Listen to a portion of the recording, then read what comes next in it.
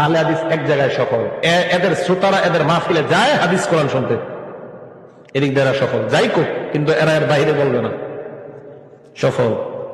আমরা এই জায়গায় ব্যর্থ। আমি এখন আপনাদের সামনে একটা গল্প শুরু করি যার কোনো অস্তিত্ব নাই। পৃথিবীতে যারা মানুষের মতামতকে উপেক্ষা করে কোরআন এবং সহিহ হাদিস মেনে চলতে চায় তারাই আহলে হাদিস।